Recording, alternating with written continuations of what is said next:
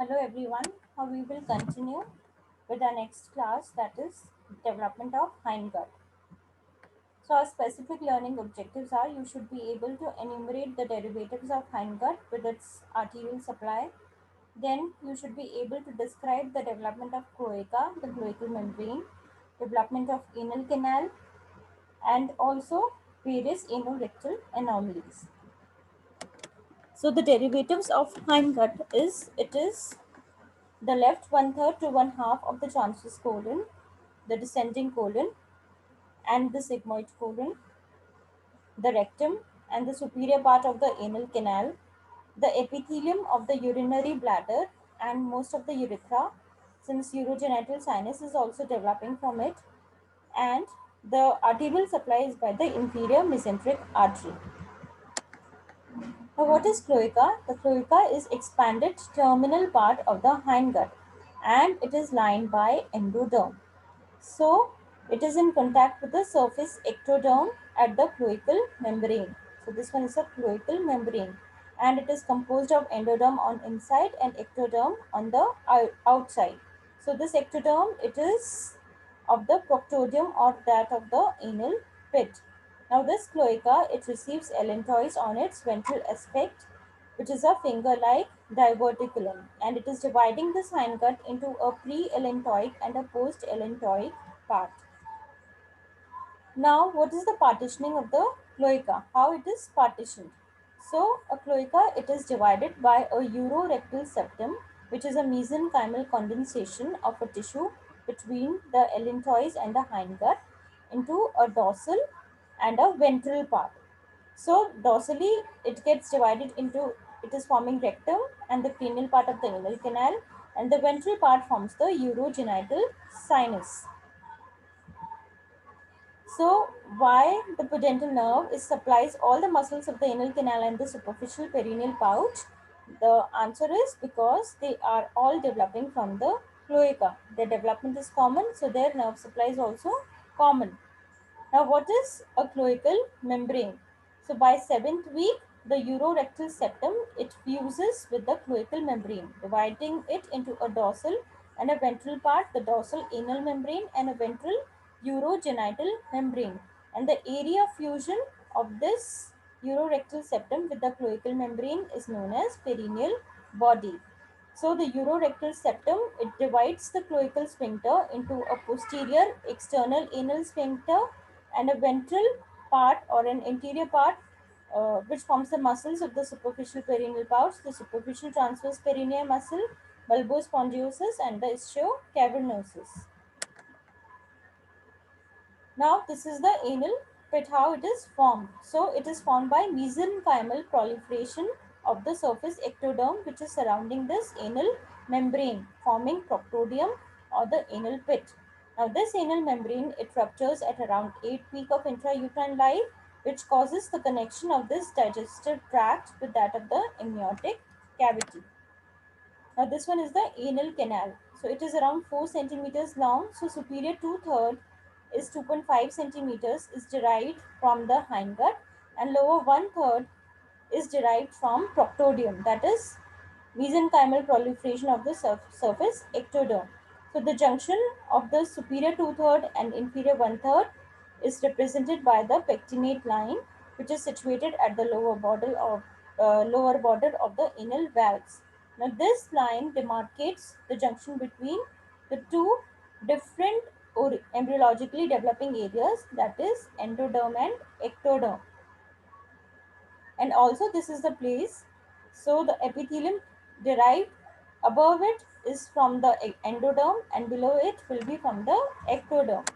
Now there is another line which is known as white line, which is situated 2 centimeters above the anal opening, and this is known as anocutaneous white line. So over here the columnar epithelium of the hindgut or the anal canal changes into stratified squamous epithelium. So these two are different lines. Pectinate line has an embryological importance, whereas white line is having a histological importance.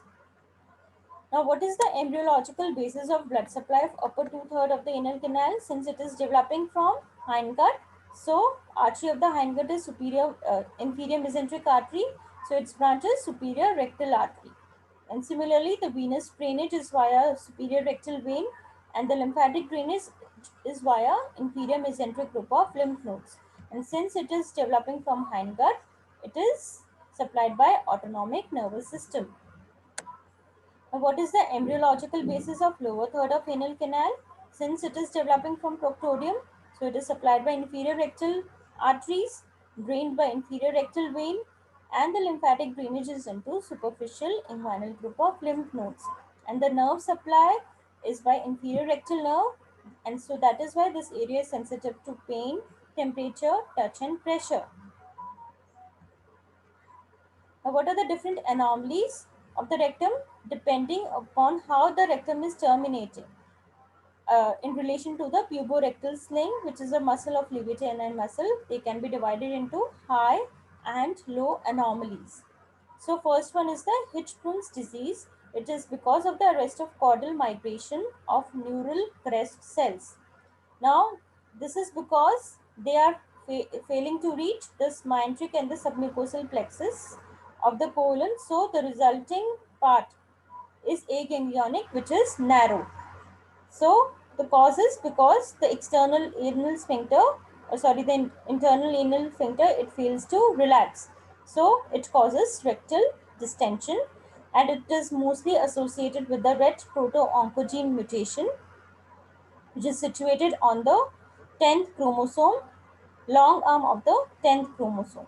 And this condition, it is characterized by distended abdomen, where there is bloating of the abdomen, then inability to pass meconium.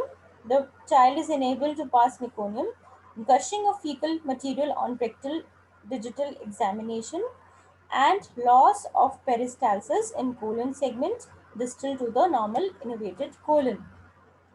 So this is a diagram showing the Hirschsprung's disease. This one is the aganglionic segment, and this one is the normal dilated segment. This is in contrast to that of achalasia accardia.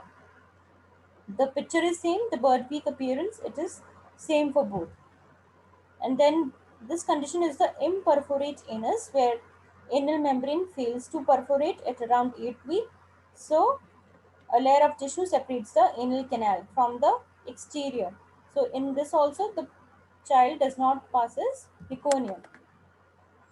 Now the high anorectal anomalies, over here you can see these are the high, which is ending above, the rectum is ending above the puborectal sling, and this one is the low anomaly. So this is because of the defective formation of urorectal septum. So generally the low anomalies, they are also associated with the fistula, the rectovesical fistula, or the rectocloacal fistula or rectoperineal fistula. Different fistulas are there where there is an abnormal connection of rectum with the neighboring structures. And anal canal, it is ending as a blind pouch or a blind sac. Okay. Then anorectal agenesis, when rectum ends as a blind sac above the puborectal sling, as you can see in the last diagram. So over here, this rectum is connected to either to the vagina by a rectovaginal fistula, or through the urethra, rectourethral, or the rectovesical fistula. So these are the high and the low anomalies of the rectum, that is rectal agenesis. Then is rectal atresia, when the two segments of the bowel, they are connected by a fibrous cord, and the remnant of an atretic portion of the rectum. So this one is the atretic portion of the rectum, and this is because of abnormal recanalization of the colon or the defective blood supply. Then is anal canal stenosis, which is caused by the abnormal posterior displacement of the urorectal septum, which causes narrowing of this anal canal. So the child suffers from chronic constipation. That completes our topic of the development of GIT. Thanks a lot for listening.